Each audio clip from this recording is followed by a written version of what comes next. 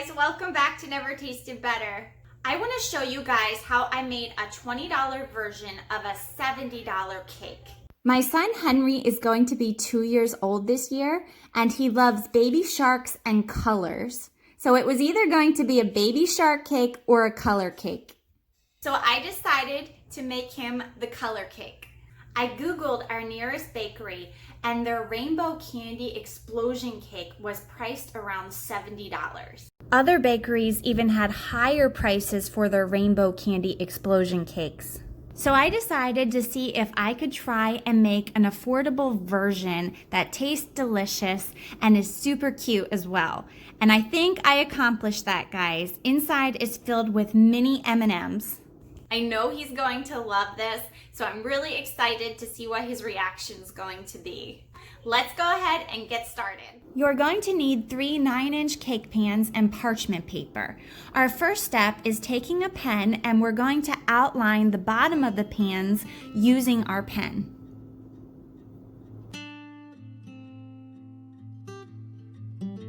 Once you are done, you're going to be left with a circle, and we're going to use some scissors and cut this out. You're going to repeat this process for each pan. Once you have your circular paper, we're going to start greasing our pans heavily with butter. Once you're done, we're going to place our parchment paper down, and we're actually going to grease over that as well. This will just help prevent our cake from sticking. Now, once you're done this process with your pans, we're going to set them aside until we're ready for them. For the vanilla cakes, you're going to add 3 2/3 cup cake flour to a medium-sized bowl. Our leavening agents include 1 teaspoon salt, 1 teaspoon baking powder, and 3/4 teaspoon baking soda. Whisk it up really well so those ingredients can get evenly distributed throughout the flour. In your largest mixing bowl, add 1 1/2 cups unsalted butter at room temperature. To that, we're going to add 2 1/4 cups sugar. Using a hand mixer, we're going to cream this on high speed until it's smooth and there's no more lumps in it. Always take the time to scrape down your bowl, making sure you get the bottom as well. Let's add in our eggs. We need 3 large eggs, plus 2 egg whites. All of those should be at room temperature. 1 tablespoon pure vanilla extract. Back to our hand mixer, we're going to mix this on high speed for 2 minutes. The result is going to be a light and fluffy batter that's a pale yellow color. You can definitely tell this batter is going to make a great cake. Let's go ahead and add that dry mixture to our wet mixture, and we're going to cream this together on low speed just until it's combined, guys. Let's take the time to scrape down our bowl again using a spatula. We're going to add 1 cup buttermilk at room temperature, plus a 1/2 cup sour cream. And we're going to stir this using a spatula, not our hand mixer anymore. We don't want to overmix our batter. You're going to need 3 medium-sized bowls, and we're going to fill each one of these bowls with the same amount of batter. I use roughly 2 1/4 cup batter per bowl.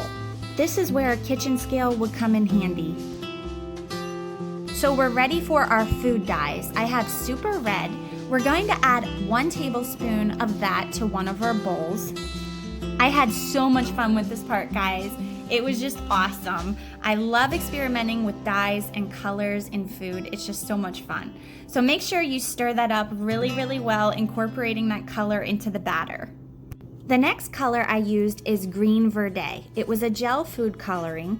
I used about a tablespoon. You have to put enough dye in so that the color will be bright. Mix it again really well. The next color I'm going to be using is Yellow Amarillo. The brand that I used was Wilton, and these are gel food colors. I found this at ShopRite. It was like $3.99 for a pack of 4 colors. Not bad at all, guys. I had to use a tiny bit more of the yellow gel dye just to make it a little more vibrant. We're ready to dump our cake batter into our already prepped cake pans. It's going to be a really thick batter, so try to take the time and spread it out evenly with a spatula. One thing I forgot to use are my cake strips. If you have cake strips, by all means, use them when you're baking a cake. This will help them come out flatter and it will bake more evenly. My cake still turned out pretty great, but the cake strips just really do make a difference.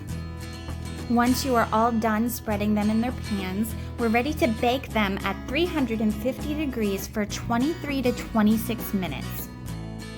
Look at those colors, guys. We're going to do a toothpick test, and if it comes out clean, that means we're all done. Now, once they've cooled off for about 10 minutes, we're going to start loosening them around the edges so we can get them to pop out. Perfect, guys. They all came out no problem. Parchment paper really is a miracle. Our next step is to let our cakes completely cool off, and then we're going to cut them in half using dental floss. Now, you don't have to do this step. I highly recommend it though because it gives more layers, which makes it look more like a rainbow layered cake. To cut our cakes in half, you're going to need a ruler and toothpicks. Measure halfway up the cake and put toothpicks all around your cake. The toothpicks are going to help guide our floss through our cake evenly, so that way we get a straighter line. You're going to need a really long piece of floss. It should be able to fit around the whole cake, and you're going to make the ends cross over each other. You're going to start pulling as tightly as possible, being very gentle, and you should be able to cut through the whole cake using the toothpicks to guide you.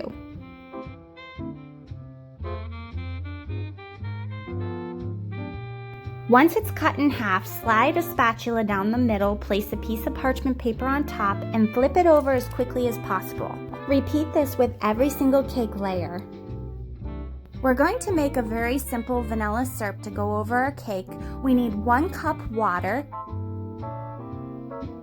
3/4 cup white sugar, 1/4 cup packed light brown sugar. We're going to stir this and bring this to a boil. Once it's at a boil, we're going to turn it down to low, and we're going to keep it at a low simmer for 2 minutes until those sugars dissolve. Add 1 tablespoon vanilla extract, stir it around, and you notice it's off the heat now, so we're going to pour it into a jar and allow it to cool. This vanilla syrup goes great in coffee, by the way. Absolutely delicious. I'm going to be making a vanilla buttercream frosting. We need 2 cups unsalted butter at room temperature. We're going to mix this on high speed until it's nice and creamy. Once it's reached its creaminess, we're going to sift in 1 pound of powdered sugar. I hope you have a bigger sifter than I did because mine took forever to sift in. Using a mixer, we're going to mix it on low speed so we don't get a big dust cloud, and we're going to mix it until it's all combined in there.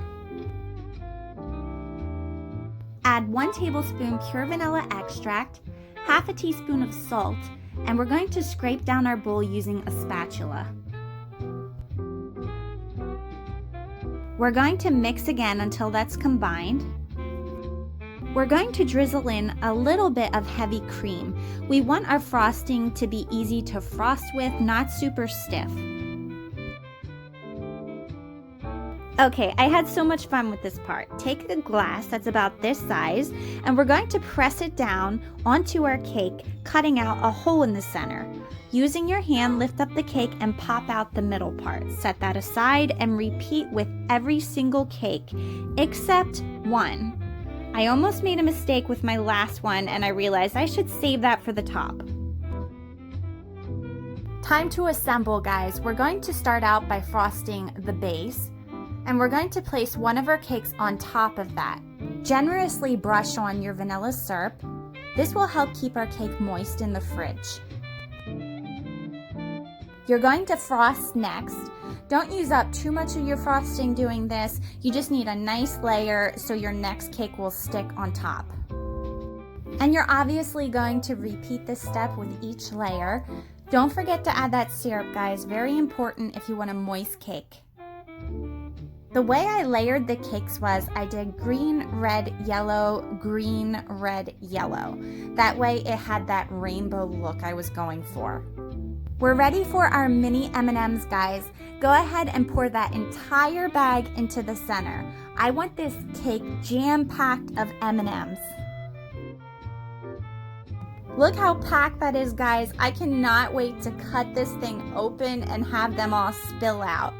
We're going to put the top layer on, pressing gently on top. And I always love to do a crumb coating with my frosting. This helps seal in those crumbs, it gives it a nice clean finish afterwards, and it really does help your cake stay moist in the refrigerator. So we're going to pop this in the fridge for 30 minutes. After it had its time to sit in the fridge, we're going to finish frosting. Guys, it doesn't have to look super perfect. Just put the rest of it on, do the best you can, making sure it looks clean, fill in any gaps that might be there. Once it's all done, we're ready for our M&Ms. Okay guys, so I have 2 bags of the M&M minis. We already used up 1 bag to fill in the center of the cake, and I have 2 more just in case we don't have enough. And I'm so excited about this part. I love decorating. I normally stink at it, but what can go wrong with just decorating your cake in M&Ms? Okay, so basically what I did, I just grabbed a handful of M&Ms. I started from the bottom up, and I kind of slid my hand along them, pressing them gently into the side of the cake.